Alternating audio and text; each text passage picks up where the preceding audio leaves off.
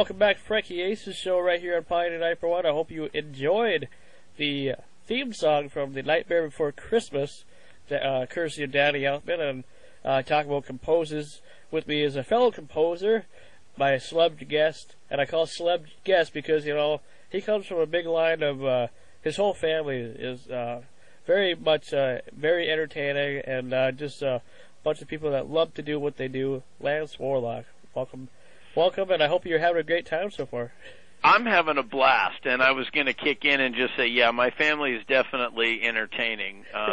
It's not notorious, or we can be notorious for, you know, the late night, turn the lights off in the house, and my brother and dad and I get into a complete dart gun frenzy fighting. Oh, heck yeah. We're very strange. Yeah, but you know what?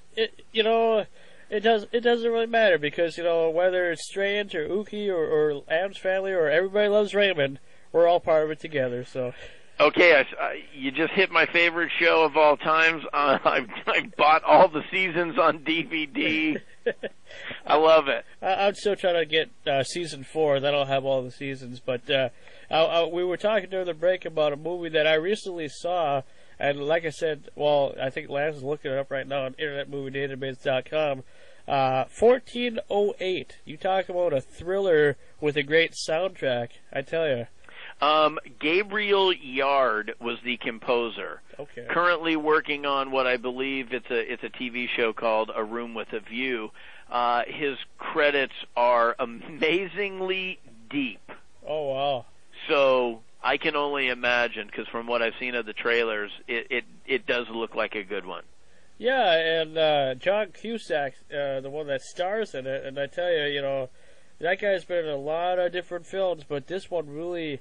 I think this one really takes the cake. I really do, because for it being a new movie, not even on DVD yet, it's still in theaters, just one of the new releases for the summer movies, as well as Transformers and the new Harry Potter and everything else. But that movie, I thought, you know, for Stephen King, I mean, I thought Stephen King did it with the movie It, but I tell you, this one really does it. You know, I bet you it does. And when you research, I think, Cusack, he's done so many different things that the guy's just capable of pulling off, you know, all sorts of different characters. Oh, yeah. And the next person that we're going to talk about is John Ottman. One of my favorites. And you might as well tell why, because I know during the interview you said why, but people probably don't remember that, so you might as well tell why right now. Well, you know, he's one of those guys that it's just, again, right place, right time. He was also doing some directing. I think it was a Urban Legends film, you know, several years ago that he did, and had some close knits with Art Pupil was another one. And what's interesting about John, too, is you will find commercials all the way. I think it was a Hyundai car commercial or whatever recently that he did all the editings. It's not uncommon for him to score and edit a film, but this guy, we had done a convention together about 4 years ago now down in South Pasadena. They had the 25th anniversary convention of Halloween.